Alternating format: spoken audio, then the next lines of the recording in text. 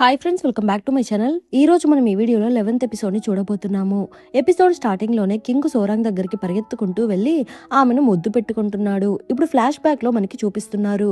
సోరాంగ్ ఏమో రాజు తన గురించి మర్చిపోయాడని అనుకుంటుంది కదా, కానీ నిజానికి బ్రైడల్ సెలక్షన్ మొత్తము రాజు సోరాంగ్ ని చూస్తూ ఉంటాడు. అది తెలుసుకుని సోరాంగ్ ఏడుస్తూ రాజు గారికి సారీ చెబుతూ ఉంది. మీరు ఎక్కడ నన్ను క్షమించరేమోనని నేను చాలా కంగారు పడ్డానని అంటుంది. నువ్వు అబద్ధాలు చెప్పినా కూడా నీ ఫీలింగ్స్ నిజమని నాకు బాగా తెలుసు. నాకు కావాల్సింది నువ్వు సేఫ్గా ఉండడం మాత్రమే. నువ్వు నా హృదయానికి చాలా దగ్గరైపోయావు. నువ్వు లేకుండా నేను ఉండలేనని అంటూ కింగ్ చాలా ఎమోషనల్గా ఫీల్ అవుతున్నాడు. మరోవైపు షిన్వాన్, హేయున్ అలానే వాళ్ళ నాన్న ముగ్గురు కలిసి కిడ్నాపర్స్ని పట్టుకోవడానికి ప్లాన్ చేస్తున్నారు. షిన్వాన్ మాట్లాడుతూ, యాక్చువల్గా బ్రైడల్ సెలక్షన్లో మీ అమ్మాయికి ఎక్కువ మార్కులు వచ్చాయి, కానీ ప్యాలెస్లో చాలా మోసాలు జరుగుతున్నాయి, అవన్నీ నేను చూసుకుంటానని చెప్పి షిన్వాన్ బయటకు వెళ్ళిపోతున్నాడు. హేయున్ అతని వెనకాలే వెళ్తూ వాళ్ళని పట్టుకోవడానికి నేను కూడా మీకు హెల్ప్ చేస్తానని చెబుతూ ఉంది. దానివల్ల మీకేమైనా ఆపదలు కలగవచ్చు, వద్దని షిన్వాన్ అంటున్నాడు. రాత్రి హేయున్ వాళ్ళ తండ్రి సర్వెంట్స్ తో కలిసి బయటకు వెళ్తున్నట్టు యాక్టింగ్ చేస్తున్నాడు. అది చూసి విలన్ మినిస్టర్ వాళ్ళ మనుషులు లోపలికి వెళ్లి హేయున్ ని కిడ్నాప్ చేసి వాళ్ళ ప్లేస్ కి తీసుకుని వెళ్ళిపోతున్నారు. కానీ ట్విస్ట్ ఏంటి అంటే అది హేయున్ కాదు. హేయున్ గెటప్ లో మన షిన్వాన్ ఉంటాడు.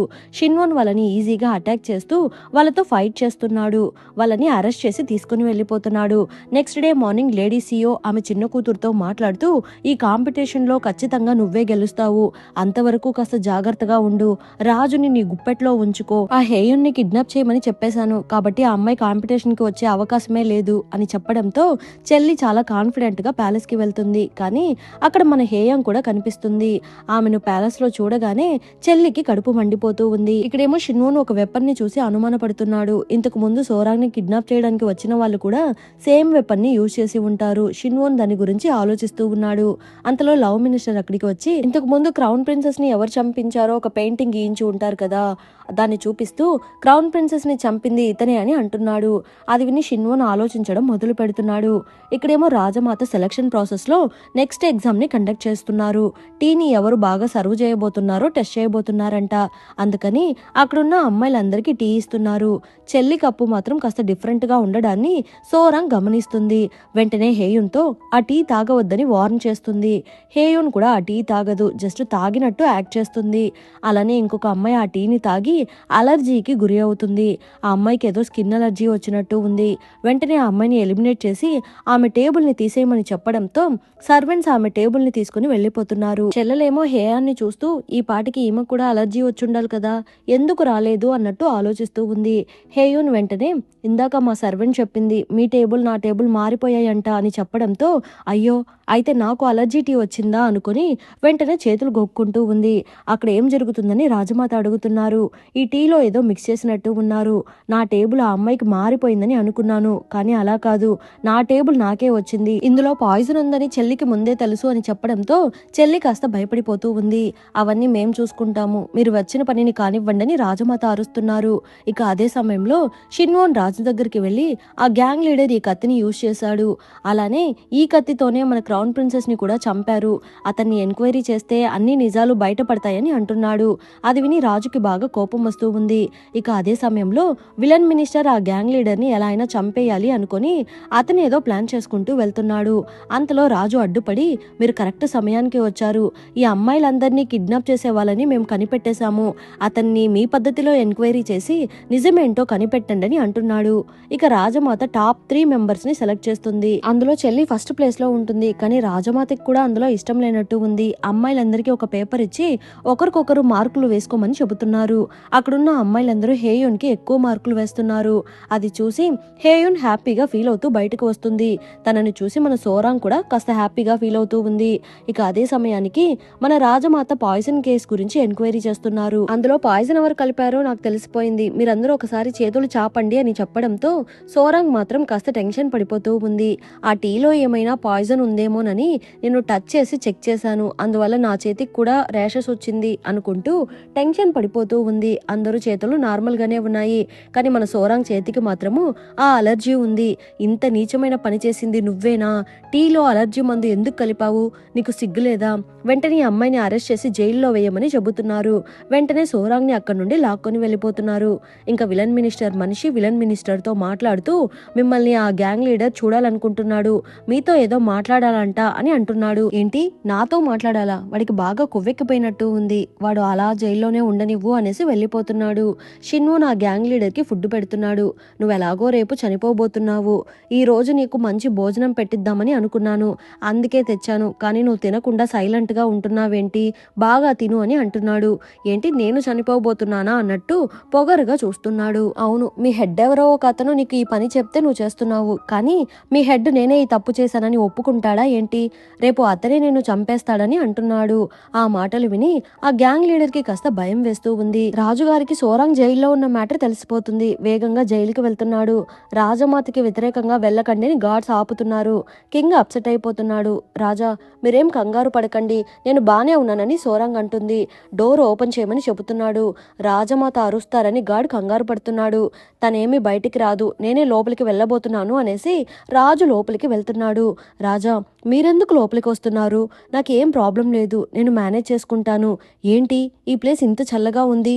మరి జైలు అంటే ఇలానే ఉంటుంది, తప్పదు, కొన్ని రోజులు ఇక్కడే ఉండి తీరాల్సిందే అనేసి సోరాంగ్ జరిగిందంతా ఎక్స్ప్లెయిన్ చేస్తూ ఉంది.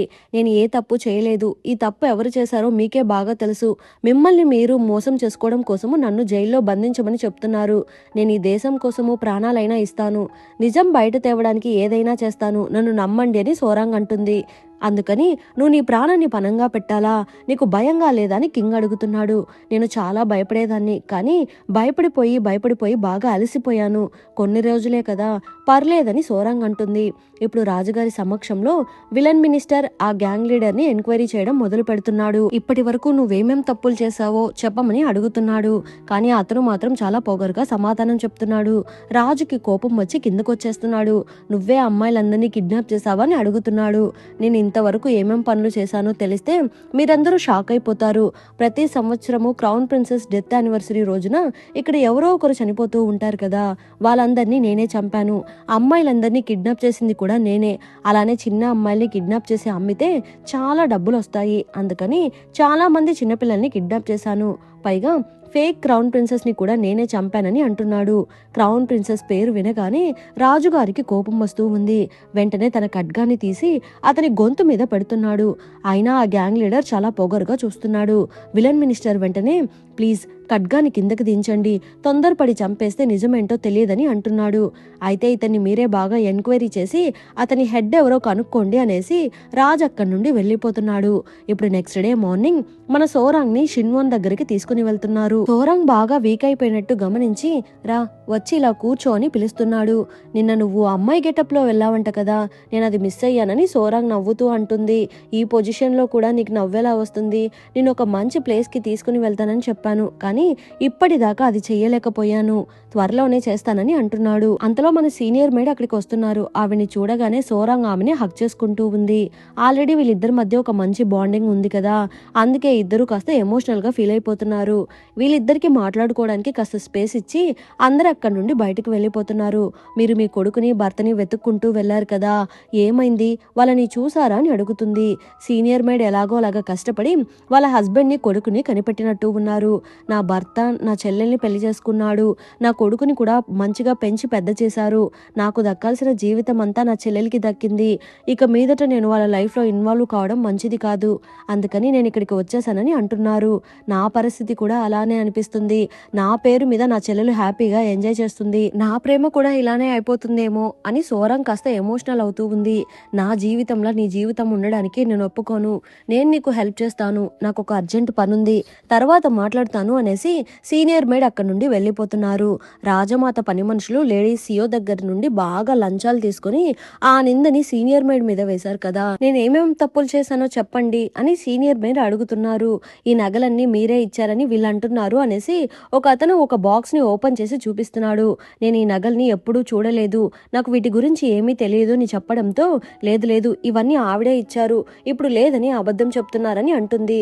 కొంచెం కూడా మనస్సాక్షి లేకుండా నా మీద ఇలా నిందలు వేస్తావా అనేసి సీనియర్ మేడ్ పక్కనున్న ఇంకొక అమ్మాయి దగ్గరికి వెళ్ళి నిన్ను నేనే ఈ పనిలో జాయిన్ చేశాను, అప్పుడు నాతో ఏమన్నావు, మీరు నాకు ఈ జాబ్ ఇచ్చి నాతో పాటు నా ఫ్యామిలీని కూడా కాపాడారని చెప్పావు కదా, నువ్వు చాలా మంచిదానివి, నువ్వు కూడా ఇలాంటి వాళ్ళతో చేతులు కలిపావా అని అడుగుతున్నారు. లేదు లేదు నేను ఏ తప్పు చేయలేదు, నాకు వేరే దారి లేక ఇలా చేయాల్సి వచ్చింది. చాలా మంది హెయిర్ పిన్నులు, పొలాలు, నగలు ఇలా చాలా ఐటమ్స్ తీసుకున్నారు, ఇవన్నీ ఆ బ్రైడల్ సెలక్షన్కి వచ్చిన ఫ్యామిలీస్ నుండి లంచం ఇచ్చారు అని చెప్పగానే నీకు వాళ్ళ పేర్లు తెలుసా అని షెన్వోన్ అడుగుతున్నాడు. ఇక్కడేమో సీనియర్ మేడ్ అసిస్టెంట్ ని మీట్ అవ్వడానికి వెళ్తున్నారు. వీళ్ళిద్దరికి మధ్య అఫెక్షన్ ఉందని మనకి ముందే తెలుసు కదా. ఇద్దరు ఒకరినొకరు చూసుకుంటూ చాలా ఎమోషనల్ గా ఫీల్ అవుతున్నారు. ఇంకా సోరాంగ్ మీద ఏ తప్పు లేదని తెలియడంతో సోరాంగ్ ని జైలు నుండి రిలీజ్ చేసేస్తున్నారు. షిన్వోన్ సోరాంగ్ ని బయటకు తీసుకుని వస్తూ త్వరగా వెళ్ళు, రాజుగారు నీ కోసం వెయిట్ చేస్తున్నారని అంటున్నాడు. వెంటనే సోరాంగ్ రాజు దగ్గరికి పరిగెత్తుకుంటూ వెళ్లి అతన్ని హక్ చేసుకుంటుంది. ఇక్కడేమో లేడీ సియో బాగా కోప్పడుతూ ఆ గ్యాంగ్ లీడర్ ఇరుక్కున్నాడా, మన పేర్లు బయట పెట్టేస్తాడా, నువ్వు ఇప్పుడు ఏం చేయబోతున్నావని అడుగుతూ ఉంది. వాడొక కుక్కకి పిచ్చి పట్టి ఓనర్నే కరిస్తే మనం ఏం చేస్తాము, ఆ పిచ్చి కుక్కని చంపేస్తాం కదా, ఇది కూడా అంతే అనేసి పక్కనున్న గార్డ్ కి సిగ్నల్ ఇస్తున్నాడు. అతను ఆల్రెడీ నిజాలన్నీ వేరే ఎవరికైనా చెప్పేసి ఉంటే మనం ఏం చేయగలమని అడుగుతూ ఉంది. ఎవరి చేతిలోనైతే పవర్ ఉంటుందో వాళ్ళ మాటలే నెగ్గుతాయి, ముందు నీ కూతుర్ని రాణిని చేద్దాము, తర్వాత ప్యాలెస్ మొత్తాన్ని మన కంట్రోల్లో పెట్టుకుందాము, ఆ తర్వాత మనల్ని ఎదిరించే ధైర్యం ఎవరికుంటుంది అని అడుగుతున్నాడు. నా కూతుర్ని ఎలా అయినా రాణిని చేసి తీరుతాను అని అంటుంది. ఇక్కడేమో ఆ పెయింటర్ ప్రేమ గురించి బుక్స్ రాసి బాగా ఫేమస్ అయిపోయాడు కదా, ఇప్పుడు అందులో ఇంకొక వర్షన్ రిలీజ్ చేస్తున్నాడు. అందులో మీరు కూడా మాలాగా పెళ్లిళ్ళు కాక ఇబ్బంది పడుతూ ఉంటే మాతో చేతులు కలపండి, అందరం కలిసి ప్యాలెస్ ముందు పోరాటం చేద్దామని ఉంది. ఇంకా ఆ బుక్ చదవగానే అందరికీ కాస్త ధైర్యం వస్తుంది. ఆ విలన్ మినిస్టర్ వాళ్ళ మనిషి గ్యాంగ్ లీడర్ ని చంపడానికి వెళ్తున్నాడు. కానీ ఆ సమయంలో చాలా మంది గార్డ్స్ అటువైపు తిరుగుతుండడం చూసి అతనెక్కడ ఇరుక్కుంటాడేమోనని భయపడి అక్కడి నుండి వెళ్లిపోతున్నాడు. ఇక్కడేమో సోరాంగ్ ఒక రూమ్ లో నిలబడుకుని ఉంది. అదే సమయంలో ఎవరో డోర్ ఓపెన్ చేస్తున్నారు. అది చూసి సోరాంగ్ షాక్ అయిపోతూ ఉంది. ఇప్పుడు అసిస్టెంట్ రాజుగారి దగ్గరికి వెళ్లి సోరాంగ్ ప్యాలెస్ లో కనిపించడం లేదు, తనని ఎవరో కిడ్నాప్ చేశారని అంటున్నాడు. ఆ మాటలు విని రాజు షాక్ అయిపోతున్నాడు. నెక్స్ట్ డే మార్నింగ్ ఆ పుస్తకం చదివిన ప్రజలందరూ రోడ్లపైకి వచ్చి మ్యారేజ్ బ్యాన్ కి వ్యతిరేకంగా ప్రొటెస్ట్ చేయడం మొదలు పెడుతున్నారు. ప్రేమించడం, పెళ్లి చేసుకోవడం తప్పు కాదని నినాదాలు చేస్తున్నారు. వాళ్ళని చూసి రిమైనింగ్ జనాలందరూ అందులో జాయిన్ అవుతున్నారు. చివరికి తాత అలానే హేయాంగ్ ఇద్దరు కూడా వాళ్ళతో కలిసిపోతున్నారు. ఇక లేడీ సియో వాళ్ళ హస్బెండ్ తో మాట్లాడుతూ మన అమ్మాయిని రాణిగా సెలెక్ట్ చేయబోతున్నారు అనుకుంటా, అందుకని మన ఇద్దరిని ప్యాలెస్ కి రమ్మని ఇన్వైట్ చేశారు అని చాలా హ్యాపీగా చెబుతూ ఉంది. కానీ ప్యాలెస్ కి వెళ్ళాక మెయిడ్ లేడీ సియోని ఆపుతూ మీరు ఇక్కడే వెయిట్ చేయండి, రాజమాత మీ హస్బెండ్ తో మాత్రమే మాట్లాడాలనుకుంటున్నారు అనేసి అతన్ని మాత్రమే లోపలికి పంపిస్తున్నారు. ఆ మాటలు విని లేడీ సియోకి టెన్షన్ బాగా పెరిగిపోతూ ఉంది. మనల్ని ఏమైనా కనిపెట్టేశారా, మనం ఏం తప్పు చేశాము, సడన్ గా ఎందుకు ఇలా చేస్తున్నారని ఆలోచిస్తూ ఉంది. రాజమాత లేడీ సియో వాళ్ళ భర్తని లోపలికి తీసుకుని వెళ్లి ఎంక్వైరీ చేయడం మొదలు పెడుతున్నారు. మీకు ఆరోగ్యం బాలేదని తెలిసింది, ఈ సమయంలో ఇక్కడికి రప్పించినందుకు మమ్మల్ని క్షమించండి, అలానే కాస్త మీ పెద్దమ్మాయి గురించి చెప్పండి అని రాజమాత అడుగుతున్నారు. నా పెద్ద కూతురు బాగా అల్లరి పిల్ల, అందరితోనూ చాలా సరదాగా ఉంటుంది, కానీ బాగా తెలివైంది అని వేరే ఎవరి గురించో చెప్తున్నట్టు మాట్లాడుతున్నాడు. మీ కూతురే రాణి సెలక్షన్ కి వచ్చింది కదా, మరి నువ్వేంటి మూడో వ్యక్తి గురించి మాట్లాడుతున్నట్టు అలా మాట్లాడుతున్నావు అని అడుగుతున్నారు. అవునవును, నా పెద్ద కూతురే ఈ సెలక్షన్ కి వచ్చింది, కానీ నేనే చాలా రోజుల తర్వాత మీతో ఇలా మాట్లాడడం వల్ల కాస్త కంగారు పడిపోయి అలా మాట్లాడేశాను అన్నట్టు కవర్ చేసుకుంటున్నాడు. ఓహో అవునా, సరే నీకు ఇంకొక అమ్మాయి కూడా ఉందంట కదా, ఆ అమ్మాయి ఎక్కడుంది అని అడుగుతున్నారు. అతను బాగా టెన్షన్ పడిపోతున్నాడు. అదంతా రాజమాత గమనిస్తున్నారు. ఫైనల్ రౌండ్ రిజల్ట్స్ కోసము హేయున్ అలానే చెల్లి ఇద్దరు వెయిట్ చేస్తున్నారు. వాళ్ళిద్దరిని పిలిపించి రాజమాత మాట్లాడుతున్నారు. అసలు నేను ఇప్పుడు ఎవరిని సెలెక్ట్ చేయాలో మీరే చెప్పండి అని అడుగుతున్నారు. హేయున్ మాట్లాడుతూ నన్ను మీరు సెలెక్ట్ చేయకండి, ఎందుకంటే రాణి అవ్వడానికి ఉండాల్సిన ఏ క్వాలిటీస్ నా దగ్గర లేవు. అయితే ఈ అమ్మాయిని సెలెక్ట్ చేయమని చెబుతున్నావా, సోరాంగ్ ఒరిజినల్ నేమ్తోనే చెల్లి ఉంటుంది కదా, సో ఈ అమ్మాయినే రాణిగా సెలెక్ట్ చేయమంటున్నావా అని రాజమాత అడుగుతూ ఉంటే అవును అని హేయున్ అంటుంది. రాజమాత కాసేపు బాగా ఆలోచించి ఎవరిని రాణిని ఎంచుకోవాలో డిసైడ్ అయ్యి ఆ పేరుని ఒక పేపర్లో రాస్తున్నారు. ఇక ప్యాలెస్ బయట ప్రొటెస్ట్ జరుగుతూ ఉంటుంది. ఆ సౌండ్స్ రాజమాతకు కూడా వినిపిస్తుంది. తెలుస్తుంది. ప్యాలెస్ బయట ప్రొటెస్ట్ జరుగుతుందని పనావిడ చెప్పడంతో ఆల్రెడీ నేను రాణిని కూడా సెలెక్ట్ చేసేసాను, ప్రజలకి కూడా ఈ గుడ్ న్యూస్ చెప్తాను అనేసి రాజమాత వెళ్ళిపోబోతూ ఉంటే అక్కడికి రాజు వస్తున్నాడు. ఇన్ని సంవత్సరాలు ప్రజలు ఇలా ఇబ్బంది పడ్డానికి నేను కూడా ఒక కారణం అయిపోయాను. మీరు మహారాణిగా ఎవరిని సెలెక్ట్ చేసినా నాకు ఇబ్బంది లేదు, నన్ను ఇందులో ఇన్వాల్వ్ కాకూడదని చెప్పేశారు. సో మీరు ఎవరిని సెలెక్ట్ చేశారో నేను కూడా తెలుసుకోవాలనుకుంటున్నాను, పదండి వెళ్దామనేసి రాజమాతను తీసుకుని వెళ్తున్నాడు. ప్రజలందరినీ ప్యాలెస్ లోపలికి పిలిపించి రాజమాత మహారాణిని సెలెక్ట్ చేసేసారంట, ఇప్పుడు రాణి ఎవరో అనౌన్స్ చేయబోతున్నారంట, అందరూ లోపలికి రండని పిలుస్తున్నాడు. కానీ ప్రజలందరూ బాగా భయపడిపోతున్నారు. ఎక్కడ మనల్ని లోపలికి తీసుకుని వెళ్ళి కుమ్మేస్తారేమో అనుకుని టెన్షన్ పడిపోతూ ఉన్నారు.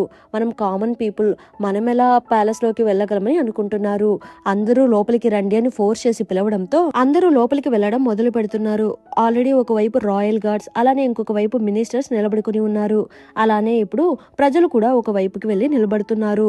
రాజు వస్తున్నారు అని చెప్పగానే అందరూ రాజుకి విష్ చేస్తున్నారు. ఇంక చాలు, పైకి లేవండి, ఇప్పుడు రాణిని అనౌన్స్ చేయాల్సిన టైం వచ్చేసింది. ఇన్ని సంవత్సరాలు మీరు పెళ్లిళ్ళు చేసుకోలేక చాలా ఇబ్బంది పడిపోయారు. వీటన్నిటికీ కారణం ఒక హంతకుడే. ప్యాలెస్ లో ప్రతి సంవత్సరము రాణి కాబోయే ఒకరిని మర్డర్ చేస్తూ ఉన్నారు. అందువల్లే మ్యారేజ్ బాన్ తీసేయలేకపోయాను. ఇప్పుడు ఆ ప్రాబ్లమ్స్ అన్ని సాల్వ్ చేసేసాము. ఇప్పుడు రాజమాత రాణిని అనౌన్స్ చేస్తారని చెప్పగానే రాజమాత ఆ పేపర్ ని ఓపెన్ చేసి చదవడం మొదలు పెడుతున్నారు. అది చూసి లేడీ సియో కాస్త కంగారు పడుతూ ఉంది. అందులో సోరాంగ్ యొక్క ఒరిజినల్ నేమ్ ఉంది. ఆ పేరు వినగానే లేడీ సియో చాలా హ్యాపీగా ఫీల్ అయిపోతూ ఉంది. చెల్లెలు కూడా చాలా ప్రౌడ్ గా ఫీల్ అవుతూ మెట్లెక్కబోతూ ఉంటే అటువైపు నుండి ఇంకొకళ్ళు కూడా మెట్లెక్కుతున్నారు. చూస్తే మన సోరాంగ్ రాజమాత దగ్గరికి వెళ్తూ ఉంది. ఒకవైపు సోరాంగ్, ఇంకొక వైపు చెల్లి మెట్లెక్కుతుండడం చూసి లేడీ సియో అలానే విలన్ మినిస్టర్ ఇద్దరు భయపడిపోతున్నారు. ప్రజలందరికీ ఏమీ అర్థం కావడం లేదు. ఏంటి, నేను ఒక పేరు పిలిస్తే మీరు ఇద్దరు వస్తున్నారేంటి, మీరిద్దరిలో ఎవరు ఒరిజినల్ అని రాజమాత అడుగుతున్నారు. సోరాంగ్ అలానే ఆమె చెల్లి ఇద్దరు ఒకరినొకరు ఉరిమి చూసుకుంటున్నారు. అంతటితో ఎపిసోడ్ ఎండ్ అయింది. మళ్ళీ నెక్స్ట్ ఎపిసోడ్ లో కలుద్దాం. ఎపిసోడ్ ఎలా ఉన్నిందో తప్పకుండా కమెంట్ చేయండి. ప్లీజ్ సపోర్ట్ చేయండి. Thanks for watching.